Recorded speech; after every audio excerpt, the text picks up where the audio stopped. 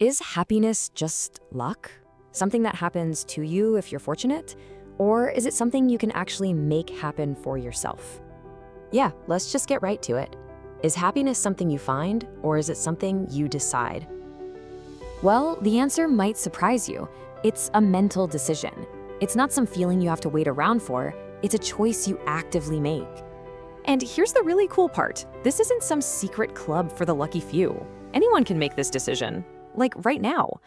But there's a catch, right? You've got to know how it works, because if you don't, you're just going to end up chasing shadows.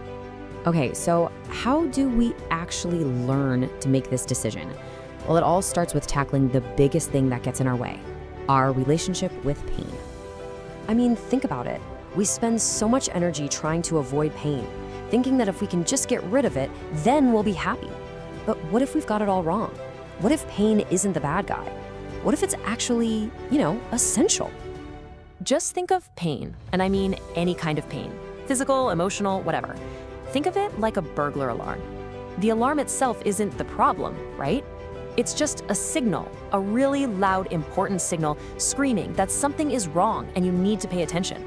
It's honestly more important than your eyes or ears for keeping you in one piece. But what do most of us do when that alarm starts blaring? Instead of actually checking for the burglar, our go-to move is to just numb the alarm. We grab our phones, we scroll, we distract ourselves, anything to make the feeling stop. But here's the thing, the burglar is still in the house. The problem that set off the alarm, it's still there. We're just ignoring it. And this gets to a really, really crucial difference. See, pain is just the signal. It's a fact of life. Suffering, now that's different. Suffering is the story we tell ourselves about the pain. It's that whole narrative of, why is this happening to me? It's so unfair. My life is over. So pain might be inevitable, but suffering, that part is optional. All right, so if happiness isn't just about getting rid of all our pain, then what in the world is it? Turns out it has less to do with what's actually happening to us and way more to do with how our mind is processing it all. In fact, there's kind of a formula for it. Happiness is that feeling you get when your expectations line up with what's happening right now. Not yesterday, not tomorrow, but this very moment. When reality meets or even beats what you expected, boom, you feel happy. And that's exactly why being stuck in your head, dwelling on the past, or worrying about the future is basically a guaranteed recipe for being unhappy. If you're replaying regrets or daydreaming about some future that isn't here yet, you're not even in the present. You can't be. And the only place you can ever actually find happiness is right here, right now. So, how do we make that mental decision we talked about? It's basically a 3-step process you can practice.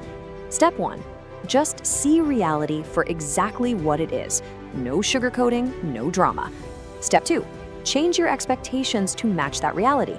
And step 3, from that point of acceptance, then you can decide what to do. It's a skill. Seriously, it's like learning to ride a bike. It feels wobbly at first and it takes practice, but you absolutely can learn it.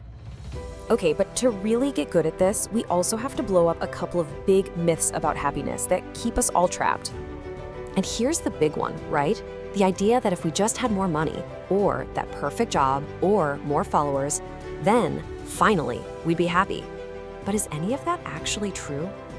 Well, the short answer is a hard no. Look, don't get me wrong. Money and power are super important tools for survival, for security, absolutely. But they are not the source of happiness. All you have to do is look at the millions of miserable rich people out there to see that. Once your basic needs are met, that constant chase for more stuff is usually just a symptom of not being okay with the present moment. We think buying the next shiny thing will fill some kind of void, but that void is really just a feeling of not enough right now. When you can actually accept the present, that compulsive need to just get more stuff, it starts to fade away. Okay, on to myth number 2. This is the idea that focusing on yourself is selfish, even wrong. That the only way to be a good person is to constantly sacrifice for other people. But does that really work? Does it make you happy? This brings us to a concept called positive selfishness. And no, it's not about being a jerk or using people. It's about putting the spotlight on yourself first. It's about building up your own self-respect, your own well-being. You know that old saying, you can't pour from an empty cup? It's exactly that. When you're genuinely okay, when you're solid, You don't need to take from anyone else. You actually just radiate that good energy. So when you put all this together, accepting the now, busting these big myths, something really profound starts to happen. Your whole perspective shifts. You stop chasing happiness like it's some destination you have to get to. Because happiness isn't a trophy you win after you've checked all the boxes. It's a state of being. It's a skill you practice every single day. Just like going to the gym. It's not the finish line. It's how you decide to run the race every single moment. The philosopher Bertrand Russell once said something like, we can build rockets and split atoms, but learning the simple art of living is one of the hardest things for us to do. And he wasn't talking about fancy vacations or expensive dinners. He was talking about the skill of being happy right here, right now, no matter what's going on around you. And what does that even feel like? Well, it's not some loud, over-the-top, screaming from the rooftops kind of joy. Real happiness, it's quiet. It's a sense of calm, a deep inner peace. And the amazing thing is, it's contagious. It just radiates out from you and makes things better for the people around you without you even trying.